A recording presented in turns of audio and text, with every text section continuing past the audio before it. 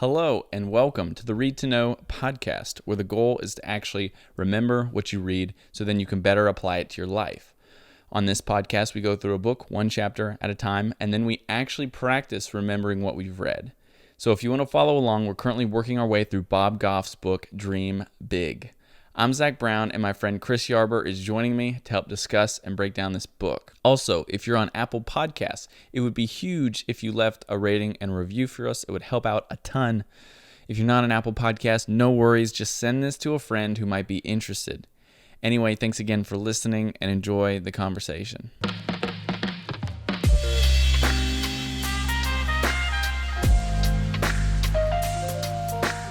So Chris, while I was reading this chapter, it kind of got me thinking about a specific song. It's by actually one of my favorite bands of all time. If you know me, you know that I really like Dawes. I've gotten into them probably pretty heavily in the last 3 or so years. I think I saw them live in 2017. Okay. Really good band. But anyway, the song is Quitter, which the title of today's chapter is Be a Quitter. Be a Quitter. Right. And so, to start out today, I just wanted to read the line from here, the main hook. He says, "You're going to have to quit everything until you find one thing you won't." And Come on. That's kind of what we're talking about here today in this chapter. Be a Quitter, chapter 21. It says the way to start something new is to quit something else. Yeah. I appreciate you, by the way, introducing me to Dawes, because now I listen to them. In 2017, that was the same year that you went and saw John Mayer live too, right? We saw John Mayer last year, actually. Okay. So just a little humble brag. 2019. Yeah. And you've seen Chris Stapleton live. I saw Chris Stapleton, I think in 2018. So, know, every year I go see another band. Cool, man. Once a year, it seems like. Now, maybe I won't this year, so I haven't yet. So Right. Maybe with all this stuff going on, I might not go to a live show. Right. This year, but. Yeah. But this chapter 21, I was surprised to find out that Bob quits something. And I don't know whether to take it literally or not. And I don't know if he talks about this in one of his other books, but he said, some of you may know I quit something every Thursday. Before that, he talks about how he about once a year looks at his life and he's like, okay, what can I quit here? But one of the things that he does is he quits. I don't know if he literally does that every single Thursday, because we talked about that. We would run out of things fast to quit. Right. What else would we quit next Thursday? I love how he puts in here that there's never really a good time to quit something. So just do it. It's pretty much what he writes. But of course, we're not just talking about quitting for the sake of quitting, but we're talking about quitting to start something new, especially if we're on the topic of dreaming big and chasing an ambition, because he asks a question in here. Which we can think about when we're thinking, okay, what kind of things do I need to eliminate to make room and to focus on this one thing? He asks the question, are the things that I'm doing serving my ambitions, or are they getting in the way? So that's one question that he asks here at the beginning of this chapter to kind of engage us in the subject. Right, yeah, because the thing is, we're not quitting something just to quit something, just to stop doing something. There's a reason behind it, and it's because quitting that thing will help you better serve your ambitions in another area. It'll just help you be more focused, dialed in on the things that really matter to you and the things that you really want to do and accomplish. And that's the point of this, because the thing is, like he says, we can't fit 30 hours worth of things in our 24-hour days, as much as we would like to. Yeah. We're all restricted by time. Every other resource, there's more than enough, but potential. There's more potential than what we have, but time we're limited on. And we have to figure out, are there things that we should stop spending our time doing? What things should we quit so that we can spend more time and leverage other things better? Yeah, even if those things don't take a whole lot of time, we may be able to look at them, whether we do a review of our life once a year or kind of weekly or just every so often, even things that don't take up as much of our time. Again, if it's not applying that focus and serving some of the ambitions maybe we listed and vetted out, then that's a consideration we need to take. Yeah, exactly. Right. And he says just because, time is an important factor, but there are other factors as well. It could drain you, that activity. You know what I mean? So then you're not as sharp, you're not as mentally acute, aware to better accomplish the things that you need to do. It could be that kind of thing. He gives the example of, even going to get coffee with someone, what did that take? 15, 30 minutes, at most, if you keep track of time and you end it at a certain time. But, that person could be more draining and not ROI positive in a sense, not to think of every person as a transactional kind of, in a transactional kind of way, but, right. but, sometimes there are people that, that take more energy from you than give energy to you, right. And that's just the nature of people, and that's the nature of relationships. And sometimes you need to say no to getting coffee, even if it's just 15 minutes. Right. Yeah. And he even lists in this chapter, ways, not ways to say no, but he describes in this chapter, different things you shouldn't say. Sometimes we don't say no when we should, and we say yes. But there are things that we say when we don't want to say no, but we want to say no, that really we shouldn't say. One of them that stuck out to me, and we'll pull out the book in a minute and list them all, but one of the things that stood out to me is, I'll pray about that. Right. I'll pray about that. Really meaning, no, let me not say no to you, and then come back later and maybe blame it on God or something like that. I don't know, but yes. I'll pray about it. Yeah. That's how many times, if you're in Christian circles, how many times have you heard that one? Yeah. That comes up a lot. Yeah, it does. Yeah. Yeah. So, he says, it's not just important to quit things, but quit the right things. But then also, like you said, talking about that, let me ask God, let me pray about it. You have to also say no the right way. Right. And so that's what he's getting at here with talking about that, specifically, is that oftentimes we say no in the wrong ways too. So it makes it harder. We have to make it easier on ourselves and easier for the other person to just say no. Another one that I've said before when it comes to saying no, but wanting to say no, but not wanting to say no, is maybe later.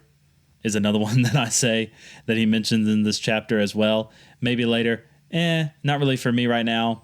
Maybe later. I oftentimes say that to things that sound good and they're good ideas, and what you may be doing in saying yes to that, maybe you would be doing some good. But he talks about in this chapter, sometimes we have to even quit good things that are kind of getting, again, in the way of maybe where our ambitions and our dreams are headed, so that we can have that focus. So sometimes the things we do need to quit, which are going to be the harder things to quit. Again, there's never really a right time, but the harder things to quit will sometimes be some of those good things that maybe we've been involved in for quite a while. Yeah, and that's part of the reason why it's so hard to quit things, because usually they're good things that we're quitting, or we should quit so that we can work on better things. That's what our goal is. And oftentimes, like he said here, some of the things that he's quit and some of the things that maybe we should quit are things that not only are good, but things that we actually even enjoy too. You know what I mean? He enjoyed being a lawyer. He didn't hate being a lawyer, but he still quit. Right. You know what I mean? He enjoyed being on, a board for an organization, a nonprofit that he enjoyed. He liked what they were doing, but he quit. Yeah. And I think that's a tough one to do, is to quit things that you like. I mean, even I'm thinking about, like, man, what do I quit? You know what I mean? Like, what is there to quit? What should I quit? Right. Because oftentimes it's hard because we like it, and we don't want to give that thing up entirely. Right. Yeah. And either we enjoy it. Of course, it's easier to quit things that are kind of burdensome to us. But I think, also it's hard to quit not only things that we enjoy, but also things that benefit us. For some of us, like Bob, for example, he quit being a lawyer, he got paid well, probably being a lawyer, and that's what a lot of people see as a benefit. So sometimes, maybe an activity, a hobby, a job may be a little bit of a drag, but then maybe there's other plus sides to it that we sometimes have a hard time seeing what our life would look like without those things there. And so that could also be another thing that's kind of holding us back from quitting these things we should. Yeah, another thing about saying no to people is that not only will we have to fight saying no to ourselves because we might enjoy that thing, but we're also going to have to combat this feeling of disappointing people, because when we say no, we're going to disappoint some people. Man, yeah. And if you're like me and probably like you as well, me too. You don't want to disappoint people. No. That's not what you're trying to do. No. And, it doesn't feel good necessarily, but I think you have to be so strong in your conviction that you can get over the disappointment when you do it in a right way. And like he says, he gives some pointers here about how to say no in the right way. Right. And, it just gets down to the point. I think he mentions that I might have underlined it. So when we open up the book, I might read this one, but he talks about like just being so clear about your direction that you're not worried about what other people are saying when you quit things. He's like, make it a regular habit to quit things, and then people will stop asking why you're quitting stuff. Right. You know what I mean? Right. It's like, because sometimes you quit things and people, the first response will be like, why? Why'd you stop doing that? You know what I mean? Like, that's such a good thing. Like, why'd you stop doing that? Yeah. And then you feel like you have to explain yourself to everyone. And he says, don't worry about explaining why you're quitting. You can't, obviously you can, but but don't feel like you have to come up with some big reason. You know what I mean? Like, right. And he's like, if you make it a habit of quitting, people will just be like, he's just quitting things. He's just quitting things. Yeah. And that's the thing. They don't necessarily have to understand it, because for a lot of them, we're not necessarily disappointing them. Depending on your personality, such as mine, I am a people pleaser. And so sometimes I'll stick to things. I've done this in the past where I've stuck to things longer than probably what I wanted to, just to make other people happy. That's interesting that if you're someone who just quits things often, then people will stop asking. I'm sure that's true. I haven't tested that out myself, but I'm sure that's true. But I appreciate that he included this chapter in this book, because if you do care to explain to people why you may be quitting something, if it is good and if it's not necessarily that time consuming, it kind of gives you some language to put with it. And so this can be very helpful to people because there may be people that we do want to explain to, not necessarily because we're so concerned about disappointing them, because we may think we're not really going to disappoint them, but just because we want to explain. So this kind of helps put some language to it. Right. Yeah. Let's go ahead and open up the book here and take a look at some of our favorite quotes. Sure. From this chapter. Yeah. He starts off by saying, once a year, I spread everything out and ask myself, and I can just imagine him like writing all of this out. What do I need to carry with me, and what do I need to let go of? And he asks himself, are they serving my ambitions or getting in the way, as we mentioned? Yeah, I like this once a year kind of reassessment that he does. I think that's important. You know what I mean? Just like, every year we should always kind of go back and look at our goals, our ambitions, what we want to do, what we're working towards, so we have an idea of where our life's going. But I like also at the same time, he's thinking about what things need to end as well. You know what I mean? Not just what things need to start or what things need to keep going or make progress in, but what things need to end. Right. And oftentimes I think when we do that, when we sit down, we're like planning, trying to be strategic, trying to cast, some vision over our lives. We always think about what we should start, what we should do, what we should go, or where we should go, but not about what we should stop doing. Yeah. And you think about, okay, some of us can, as we begin to think about what our ambitions are and listing those out, some of us can say, okay, these are my larger ones, but then when it comes to maybe some smaller ambitions we have, the only way that we're ever going to make room for those is if we do some of the things that he's speaking of here, to do this yearly review, to let some things go. He even breaks it down to a weekly, as he says here. He tells us and challenges us. He says, try this practice for a couple of weeks. He said, just do it on a Thursday. So I'm not the only one doing it. By the way, there's nothing inherently magical about Thursday. It's just helpful in a couple of ways. And then I put a star next to this next one because he starts the next paragraph off by saying, another reason people stay stuck in something that doesn't work anymore is because they want to pick the right conditions to quit. He says the perfect time will never come, so stop worrying about it. Right. Yeah, he mentions here in these couple paragraphs that reason, and then the other biggest reason that people might not quit things is because they're struggling to come up with a reason that they can explain to others about why they quit, And Right. those are the kind of some of the two biggest reasons that he gives here in this thing as to why maybe we're not quitting the things that we should. And he just make it simple. Don't make it too complicated. If something isn't working for you anymore, quit. Yeah. You know what I mean? If it's not working for you anymore, you have the freedom to just drop it, you know what I Right. mean? Respectfully, and Yeah. do what you need to do, say what you need to say, communicate what you need to communicate, but if it's not working, you can stop. Right. And he does say in here that the most effective way to quit something is not to start it in the first place. So that takes learning how to say no, which we'll get into. Right. But I also think if you go to quit something, then just even if you do have a fear of disappointing people, as we spoke to earlier, just say it very clearly, just make it very clear. Don't kind of like in some of these ways that we say no, they're not very clear.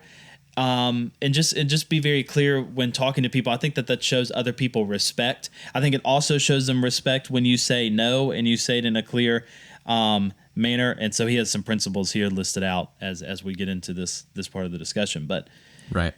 And another, again, emphasizing the importance of quitting things. He said we've said yes to so many things that the other more important things get tossed in the back seat usually, and that the battle for our hearts is fought on the pages of our calendars. Right. And that's so true. I mean, where we spend our time is where we are. You know what I mean? And it's important, and it's easy to get that sucked away from us in a sense in the vacuum of life. Yes, yeah, no, that's true. And I don't want to skip over this note section because I want to cover that. But he says that towards the end, just because it connects to that calendar point you just made, that the reality of our life is that your life is currently living in the accumulation of your choices and commitments to date.